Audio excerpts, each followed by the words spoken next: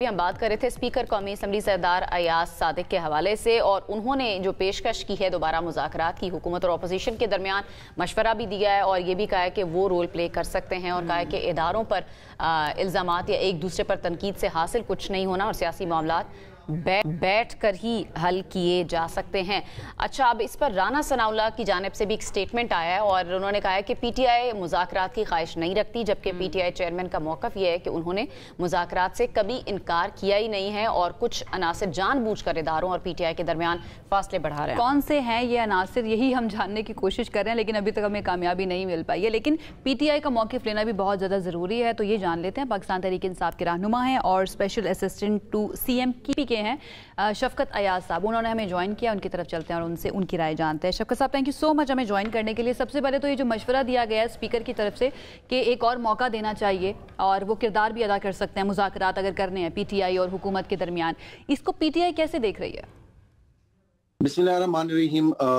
अगर उन्होंने वाकई स्पीकर साहब ने जो है सीरियसली ये बात की है और उन्होंने जो उनको आपको पता है जो उनके हैंडलर्स है, अगर उनके साथ मशवरा करके उन्होंने ये फैसला किया है तो बेशक हम मुल्क और कौम की मुफाद में हमेशा उनके साथ बैठेंगे। और जहाँ पे भी बात आएगी पाकिस्तान की बका की, तो हम इंशाल्लाह हमेशा उनको वेलकम भी कहते हैं। आप तो कह रहे हैं कि मुज़ाकरात को हम वेलकम करते हैं, हम बैठने के लिए भी तैयार हैं, लेकिन राना सनाउल्लाह साहब वो कहते हैं कि पीटीआई बातचीत की ख्वाहिश रखती नहीं है। तो शफकत साहब, बानी पीटीआई ने पार्टी में किसी को मुज़ाकरात की इजाज़त नहीं दी, ये भी राना सनाउल्लाह साहब कह रहे हैं, तो क्या कहेंगे इस पर आप?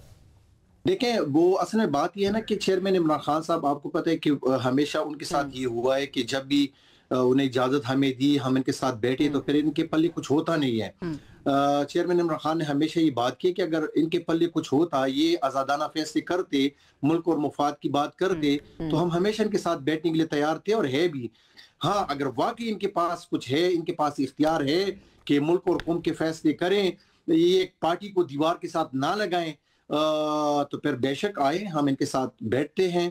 और उससे पहले आपने देखा कि खान साहब ने दो बंदों का नाम दिया है अपोजिशन लीडर हमारे जो हैं सेनेट में और कौमी असम्बली में, अचकज़ई साहब और राजा साहब जो है ये अल्लामा राना, तो उनके साथ बैठक ये करें और इंशाल्लाह उसके बाद देखेंगे। अच्छा शफकत साहब, ये कहेगा क्या वाकई कुछ अनासिर इदारों और पीटीआई के दरमियान गलत फहमियाँ पैदा कर रहे हैं? अगर आपको ऐसा लगता है कि कुछ अनासिर हैं, जिस तरह बानी पीटीआई ने भी कहा है, तो वो कौन से अनासिर है, बता सकते हैं आप? वो मुस्लिम लीग नून है, और आपने देखा भी कि कल भी जब हालात नॉर्मल हो गए, DGISPR साहब ने जब प्रेस कॉन्फ्रेंस की, उसके बाद हमारे वर्कर्स की तरफ से एक रद्द-ए-अमल आया, लेकिन जब हमने जलसा किया तो आपने देखा कि हमारी लीडरशिप, हमारे सीएम ने जो उनके बारे में कहा, हम जो है इदारों की पहले भी इज्जत करते रहे हैं, लेकिन कल आपने देखा कि तलाल चौधरी और मरियम औरंगजेब ने जो है दोबारा से वही मोमेंटम बनाने की कोशिश की कि इदारों के दरमियान और पीटीआई के दरमियान जो है इख्तिलाफात बरकरार रहे, और उनको जो है और हवा देने की कोशिश कर रहे थे।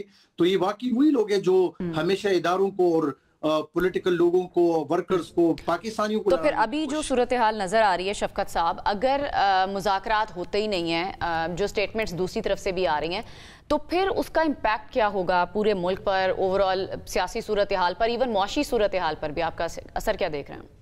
देखिए, मुज़ाकरात के लिए तो हम इसलिए कहते हैं कि देखें, हम कभी भी आपसे इस्तिस्ना नहीं मांगेंगे, हम कभी भी आपसे अपनी जात की बात नहीं करेंगे, लेकिन आप देखें कि इस वक्त आपकी मईशत कहाँ पे खड़ी है, इस वक्त आपका पाकिस्तान कहाँ पे खड़ा है। आपको पता है कि तकरीबन 67% यूथ जो पाकिस्तान में है, उसमें 1,80,00,000 लोग जो है इस वक्त बेरोजगार हैं।